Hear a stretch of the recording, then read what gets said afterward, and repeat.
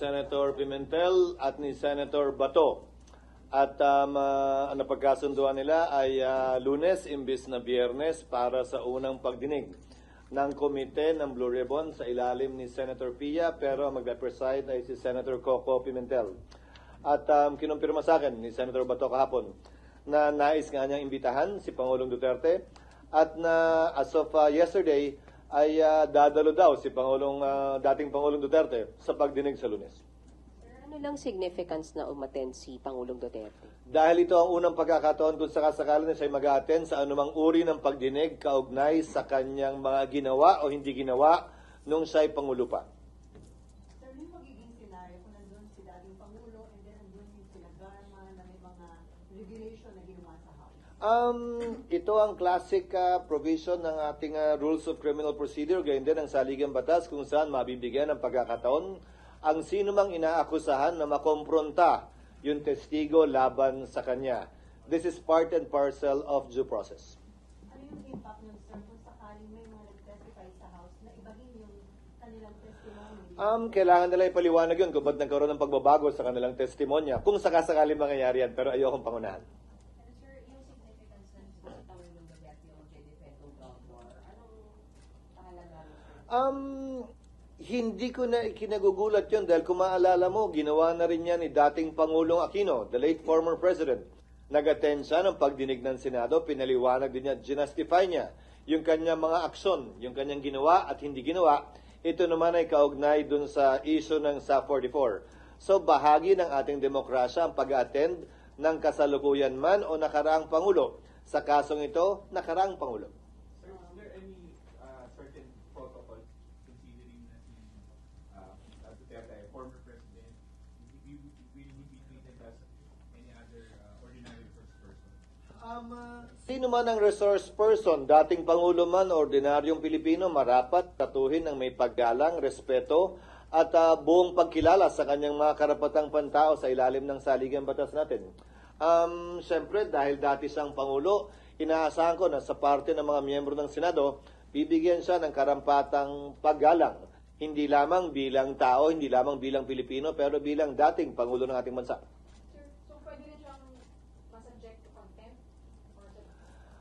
Ayokong pangunahan, pero wala akong nakikitang dahilan sa ngayon para gawin o mangyari yan. Dahil inaasahan ko magkakaroon ng maliwanag, payapa, at komprehensibong palitan ng pananaw at pagbibigay ng impormasyon nang hindi kailangan dumating sa anumang away, bangayan, init ng ulo. Sir, is it best na si Pangulo mismo, si dating Pangulo mismo yung magpaliwanag ng tanong?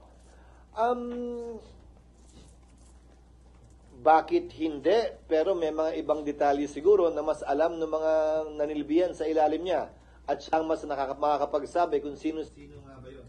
Sir, may pinag-usapan ba kayo paano dapat handle yung investigation, paano maging flow ng investigation? Wala. Ipinabayan niyo lahat yung Senator. Pinabaya ako kay Senator Pimentel at buwang kumpiyansa ko sa kanya, hindi lamang dahil siya'y batikan ng senador, pag-graduate na nga, pero dahil abogado rin siya at hindi lamang ordinaryong abogado, bar top notcher pa. No special treatment for legals? Hindi naman sa walang special treatment, pero inaasahan ko at aasahan ko at ina-expect ko na bibigyan siya ng buong paggalang ng komite. Ulitin ko, hindi lamang bilang Pilipino, hindi lamang bilang tao, pero kabilang na bilang dating Pangulo ng ating bansa. Or sir, an exemption or mas lax yung protocol regarding to pagsalita? What do you mean by mas lax yung protocol? Naging bahagi si Pangulong Duterte ng Kongreso. Nag-congressman siya, magkasabay kami noong 11th Congress.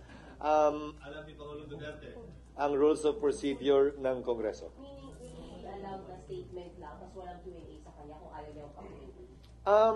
Ayokong pangunahan, pero inaasahan ko na magkakaroon ng pagtatanong. Sir, yung Akbayan, may panawagan na mag-indefinitely muna si Senator Bato and Bongo kasi nga, isa sila sa may role dun sa war on drugs at may allegation against them kasi daw may parang conflict of interest and at the same time baka ma-undermine yung credibility ng investigation. Hindi ito investigasyon kaugnay ng paggawa ng isang krimen. Wala pa tayo doon. Ito investigasyon pa lamang ng Kongreso at ng Senado kung saan wala pa namang kasong inihain o isinasampa. Kaya sa pananaw ko, walang dahilan para gawin nila yan sa ngayon. Kaugnay ng kanilang partisipasyon sa pagdinig, miyembro sila ng Senado at dapat nalalaman na rin nila yung papel na dapat nilang gampanan bilang miyembro ng Senado at bilang isa rin sa inaakusahan. Ika nga, pag dumating yung punto na sila ay magsasalita kaugnay sa anumang personal knowledge na alam nila, kaugnay sa pinag-uusapan sa pagdinig, I will presume that they will be stating these facts on their oath as a member of the Senate without need of actually taking their oath. So, bibigyan sila ng chance to defend themselves sa may allegation against them. Of course. Mabibigyan sila ng pagkakataong magtanong o hindi man mag-assert ng personal knowledge nila o nalalaman nila kaugnay sa bagay na ito. Marahil magandang pagkakataon din yan para mabigyan sila ng pagkakataon. Mabigay yung kanilang panig sa isyong ito. Dahil nga, bugso ng interchamber courtesy, ay hindi nila kailangan dumalo sa Kamara. Sir, ano lang pong reaction nyo sa mga nagsasabi na baka hindi maging fair kasi iimbestigahan din or kasama sa mga involved yung fellow senators po ninyo? Siguro makapag-uhusga na yan yung manonood ng pagdinig. Para sa akin, ito na ang pinaka-fair, kaya nga si Senator Pimentel ang mag-chair ng komite, kaya nga Blue Ribbon Committee ang mag-chair, bagaman recess kami, at kumuha ng motu proprio jurisdiction sa isyong ito. So, hindi man magagamit sa pamumulitika yung Senate hearing considering marami doon hindi man re-electionist, tumatakbo for a certain position. Politics is the art of convincing other people according to Aristotle. So anything we do, we're actually engaged in politics. Tumatakbo man tayo o hindi. So pagkakataon yon sa parte ng mga senador, re-electionista man o hindi, na kumbinsin sino mang nanonood, sumusubaybay, kaugnay ng kanilang pananaw at punto de vista sa bagay nito. Sir, kailan po mag-attend sa kanila? Hindi ko pa alam. Dahil kahapon ko lang nalaman din yung schedule. How do we protect the Senate as an institution dito sa proceedings? That is the main job of the chairman of the subcommittee, if at all, Chairman Senator Coco Pimentel.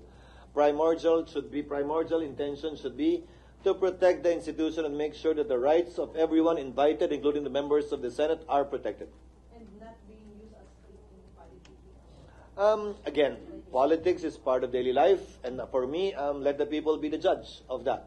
Pag ginamit nila yung pwesto nila kung sakasakali para protektahan lamang yung sarili nila laban sa interes ng kanilang opisina bilang senador, hayaan mo ang sambayanan din ang humusga ng bagay na yan kaugnay ng individual na mga senador. At hindi para sa akin na sabihin gagawin nila yan o hindi nila gagawin yan. Sir, Isang Monday lang or pwedeng dalawang... Depende sa takbo ng pagdinig. Mahirap namang sabihin 2 lang, 3 lang o 4 lang. Pero ang nasabi ko lamang kay Senator Pimentel ay ito. Mas pipiliin ko na magkaroon ng pagdinig habang recess at nang hindi gaanong maantala yung aming budget deliberations at para hindi kami maakusahan na hindi pinagbibigyan yung mga pagdinig kaugnay nito. sir, how about joint investigation with House? As I said, while tempting, there is no provision in our rules, nor is there a provision in the rules of the House for that to be done at this point in time. And given that we are in recess, we are not in a position to amend our rules in that regard. Yung sinasabing malabaykam, iba yon. Merong panukalang batas na pinag-uusapan at nire-reconcile. Dito ay walang panukalang batas at walang nire-reconcile. So sa ngayon, wala kaming rules na magbibigay ng kapangyarihan o ng procedure para magawa at gawin yan. Sir, natin po kung pinayagan na ng korte si Pastor Kibuloy. Ayan na nga, sinasagot na eh. Oh. Ay hindi, nalaman namin kaninang umaga pa actually na pinayagan na ng Pasig Court si Pastor Kibuloy na mag-attend sa pagdinig bukas. Kinausap ko na sa Senate Sergeant at Arms para tiyakin na magiging swabe at walang problema ang pagtanggap sa kanya ng Senado, kabilang na ang kanyang seguridad, at pagpasok dito habang nandito siya at habang nagdidinig ang komite. So, dagdag security tomorrow, sir? Hindi naman dagdag, inayos lang namin yung arrangements na hindi naman lahat, yung buong batalyon ay papapasukin dito na puro armadong nandito, hindi naman na kailangan siguro. Susunduin na siya, sir, from or... Dadalhin siya rito. Dadalhin siya rito. Sasalubong nagdasal. Lahat naman dinadala dito at hindi kailangan sunduin ng Senado. Para yung seguridad niya mula sa detention facility patungo dito ay responsibilidad pa rin ng BJMP at ng Philippine National Police na mas kapable gawin yon kumpara sa ating Sergeant at Arms. Mag-attend ka, sir, tomorrow? Hindi ko pa rin alam. Pero malamang nandito ako. SP, well, wala dun sa rules niyo yung joint hearing. Hmm. Is there any prohibition? Wala rin. Pero bagaman walang prohibition, wala rin provision pwedeng gawin yun. So, ano yung rules? Sino magpe-preside? Sino pwede magtanong? Gaano katagal? Paano yung record? Sino ang secretariat? Sino magta-transcribe? Malilit na bagay man tingnan, pero komplikado actually kung ating titingnan. Dahil ito ay nagpo-provide ng tinatawag nating orderly procedure sa mga committee deliberations na baka magkagulo lang o magkainitan o magkairitahan kapag hindi klaro at maliwanag yan. Si Sara sinabi niya hindi daw siya unbecoming, unhinged, or unusual. Ano pang reaction? Well, magkaiba kami ng pananaw kaugnay sa bagay na yan. Iwanan na lamang natin siguro doon. So according to DOJ Secretary Remulla, they are looking for the possible legal consequences na naging banta ni Bibi Sara ni pahuhukay ang bangkay na dating pangulit na tapon sa West Philippine Sea. Bilang abogado, meron bang possible legal consequences? Hindi ko alam.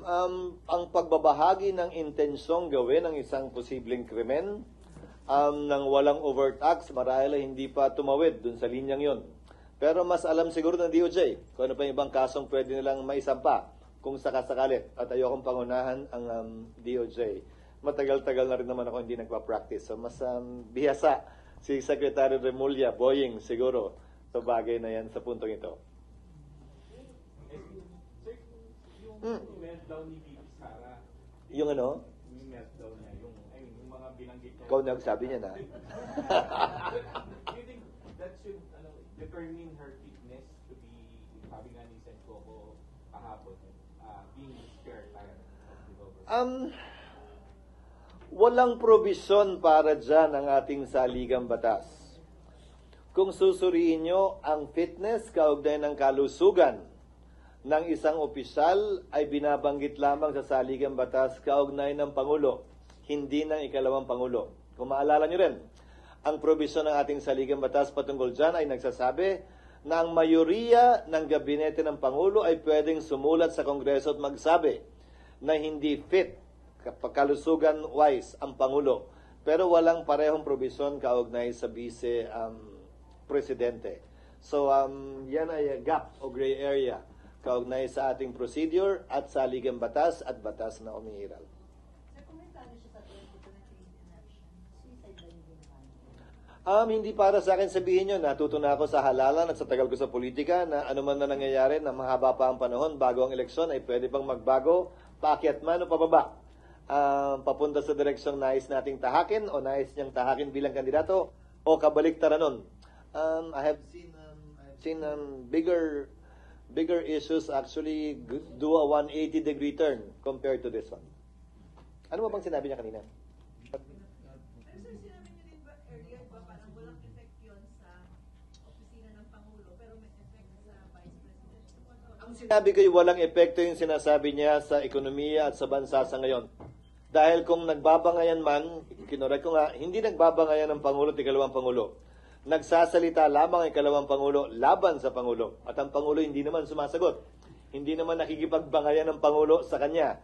Siya lamang mula sa panig niya. Kumbaga ay one-sided ito. Walang epekto ito sa aking pananaw, sa ating ekonomiya, sa stabilidad, seguridad ng ating pamahalaan. Pero kung sakasakali may epekto, sa kanya mismo at sa kanyang tanggapan. Tulad na nga nakita natin mga komentaryo kaugnay sa ginawa niyang press conference ng mga nagdaang araw.